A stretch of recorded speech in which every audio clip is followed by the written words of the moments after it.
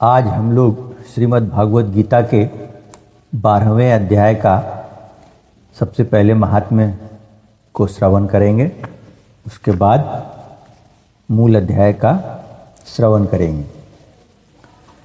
श्री महादेव जी कहते हैं, पार्वती दक्षिण दिशा में कोल्हापुर नाम का एक नगर है, जो सब प्रकार के सुखों का आधार, सिद्ध महात्माओं का निवास स्थान तथा सिद्धि प्राप्ति का क्षेत्र है।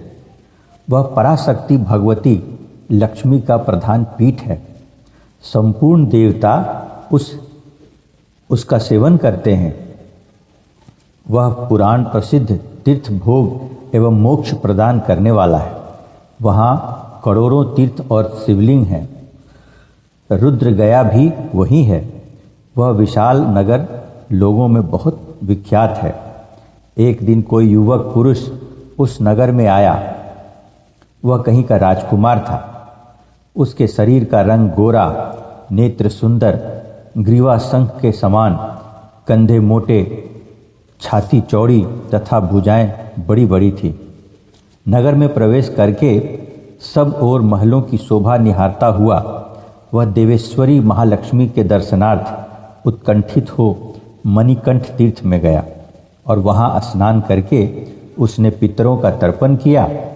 फिर महामाया महालक्ष्मी जी को प्रणाम करके भक्तिपूर्वक स्तवन करना आरंभ किया।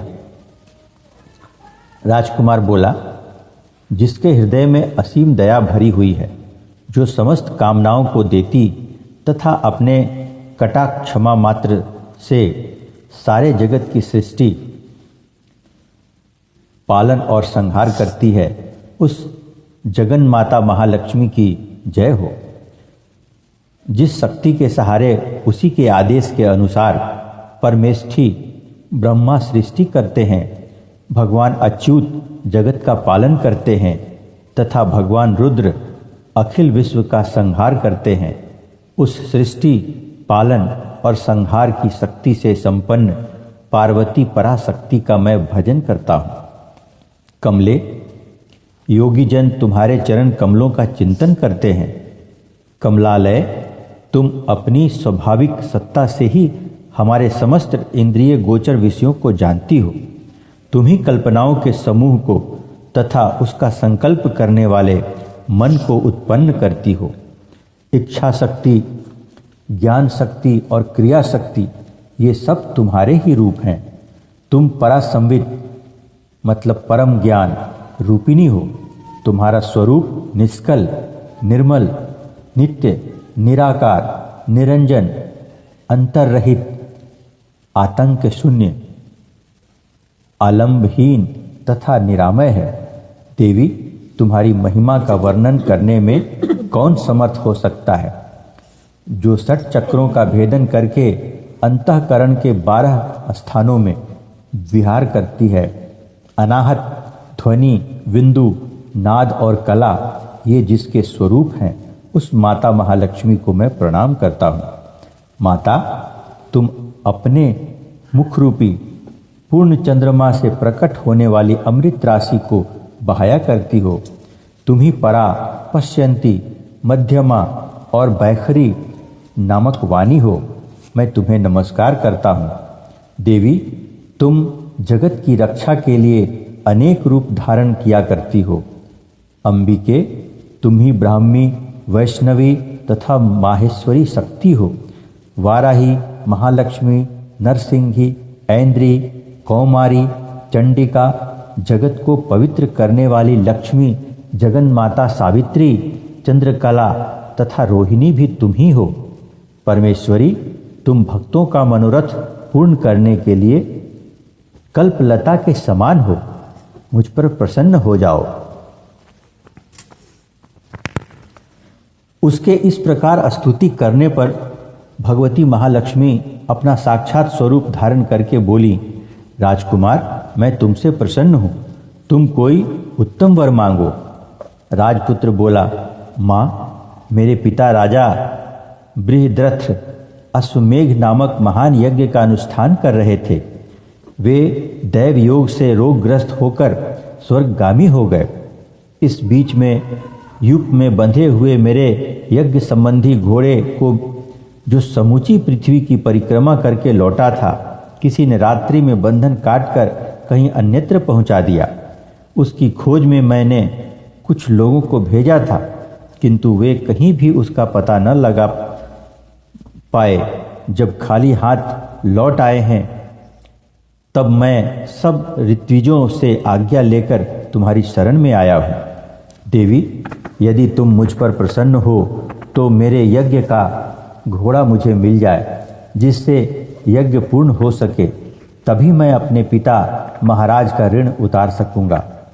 शरणागतों पर दया करने वाली जगत जननी लक्ष्मी, जिससे मेरा यज्ञ पूर्ण हो, वह उपाय करो।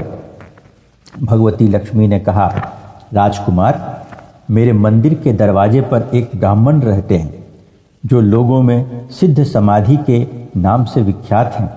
वे मेरी आज्ञा से तुम्हारा सब काम पूरा कर देंगे। महालक्ष्मी के इस प्रकार कहने पर राजकुमार उस स्थान पर आए जहाँ सिद्ध समाधि रहते थे। उनके चरणों में प्रणाम करके राजकुमार चुपचाप हाथ जोड़कर खड़े हो गए। तब ब्राह्मण ने कहा, तुम्हें माता जी ने यहाँ भेजा है? अच्छा, देखो, अब मैं तुम्हारा सारा अभिष्ट कार्य सिद्ध करता हूँ। यूँ कहकर मंत्रवेत्ता ब्राह्मण ने सब देवताओं को वहीं खींचा। राजकुमार ने देखा, उस समय सब देवता हाथ जोड़े थरथर कांपते हुए वहाँ उपस्थित हो गए।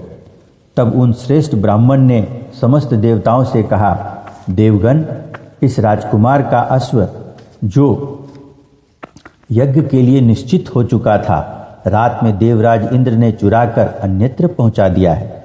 उसे शीघ्र ले आओ। तब देवताओं ने मुनि के कहने से यज्ञ का घोड़ा लाकर दे दिया। इसके बाद उन्होंने उन्हें जाने की आज्ञा दी। देवताओं का आकर्षण देखकर तथा खोए हुए अश्व को पाकर राजकुमार ने मुनि के चरणों में प्रणाम करके कहा, महर्षि, आपका यह सामर्थ्य आश्चर्यजनक है। आप ही ऐसा कर सकते हैं, दूसरा कोई नहीं। ब्राह्मण, मेरी प्रार्थना सुनिए। मेरे पिता राजा बृहद्रथ अश्वमेघ यज्ञ का अनुष्ठान आरंभ करके दैव योग से मृत्यु को प्राप्त हो गए हैं। अभी तक उनका शरीर तपाए हुए तेल में सुखाकर मैंने रख छोड़ा है।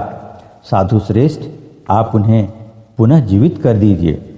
यह सुनकर महामुनि ब्राह्मण ने किंचित मुस्कुराकर कहा, चलो, जहाँ यज्ञ मंडप में तुम्हारे पिता मौजूद हैं, चलें। तब सिद्ध समाधि ने राजकुमार के साथ वहां जाकर जल अभिमंत्रित किया और उसे उस सब के मस्तक पर रखा। उसके रखते ही राजा सचेत होकर उठ बैठे। फिर उन्होंने ब्राह्मण को देखकर पूछा, धर्मस्वरूप, आप कौन हैं? तब राजकुमार ने महाराज से पहले का सारा हाल कह सुनाया। राजा ने अपने को पुनः जीवन दान देने वाले ब्राह्मण को नमस्कार करके पूछा, ब्राह्मण, किस पुण्य से आपको यह अलौकिक शक्ति प्राप्त हुई है? उनके यूँ कहने पर ब्राह्मण ने मधुर वाणी में कहा, राजन, मैं प्रतिदिन आलस्य रहित होकर गीता के 12वें अध्याय का जप करता हूँ। उसी से मुझे यह शक्ति मिली है जिससे तुम्हें जीवन प्राप्त हुआ है।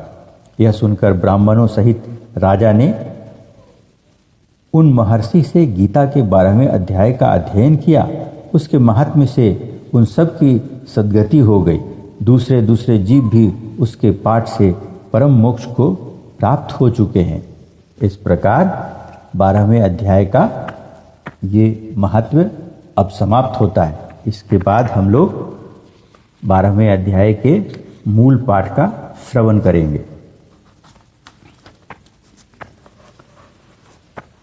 12वें अध्याय में लिखा है, इस प्रकार भगवान के वचनों को सुनकर अर्जुन बोला, हे मनमोहन, जो अनन्य प्रेमी भक्तजन इस पूर्वोक्त प्रकार से निरंतर आपके भजन ध्यान में लगे हुए आप सगुण रूप परमेश्वर को अति श्रेष्ठ भाव से उपासते हैं और जो अविनाशी सच्चिदानंद घन निराकार को ही उपासते हैं, उन दोनों प्रकार के भक्तों में अति उत्तम योगवेत्ता कौन है? इस प्रकार